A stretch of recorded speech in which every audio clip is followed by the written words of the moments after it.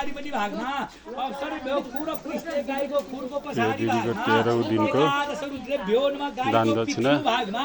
ओम वसु भ्यो नमः गाईको सबै जोडमा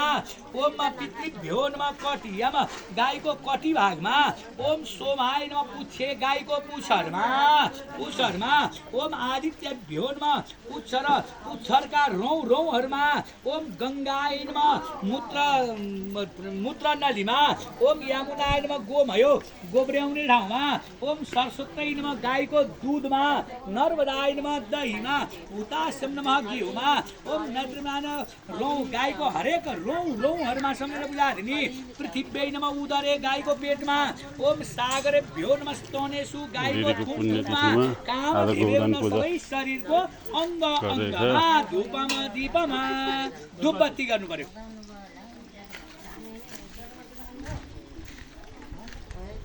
ल धूपबत्ती गर्नु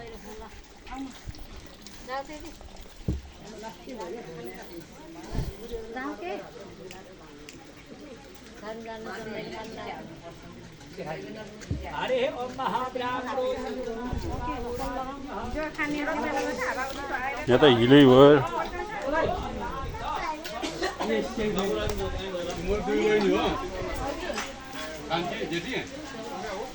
जेठी कान्छी रे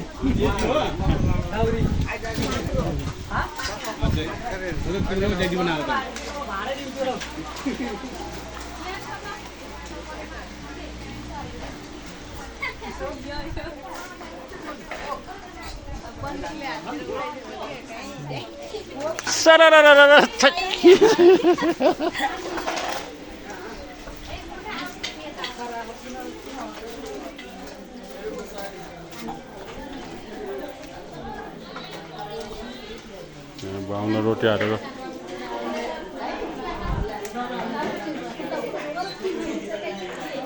यस्तोहरू बुझाइरहेको म यहाँ सुत्दै गरेको यता सम्झिनु यता सम्झिनु छुटेको अरे यहाँ बिजुली पार्टिसन गरेर यस्तोहरू बुझाइरहेको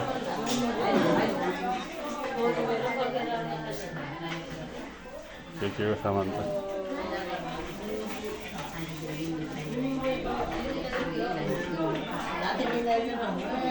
शादी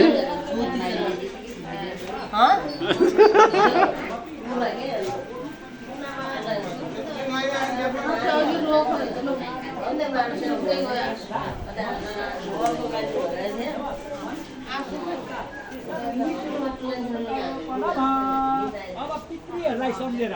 तपाईले आफ्ना सबै पितृहरूलाई सम्झेर अब सभ्य छ पितृहरूलाई सम्झेर चाहिँ झारिरहनु छैन ल ओम कव्यबाडो नल सोमो यामश्चैव स्मार्था अग्नि सुताभिर सोमासपितु देवता यामाया धर्मराजाय मृतवे शान्तकाय च वैवस्वकालाय गुप्ताय वे नमः ये सर्वे समं देवासक्तान्तो पितृता मातृता मानिसो आफ्ना सबै मामा घरका जेठीबारी ए कान्छीबारी आफूले जति गएका पितृहरू ती सबैलाई सम्झिनु होला है बाबु तिमीले भन्नु है ते सर्वे सर्वम देवास्तुमान ते मातृपक्ष गुरु ससुर बन्धुना एकुले समुद्भव एमे कुले लुप्त पिण्डा पुत्रदार विवर्धिता क्रिया लोपतये तास्य पन्तबन्धा विश्वरूप आगम स ज्ञाता ज्ञात कुले मम ते सर्वे तृप्तिमाय तु गोपुच्छोदक दर्भनम आ ब्रह्मन् प्रयान्त देवर्षि पितृमान भा तृप्त्यन्तो सर्वा सर्वे गोपुच्छोदक तर्पणम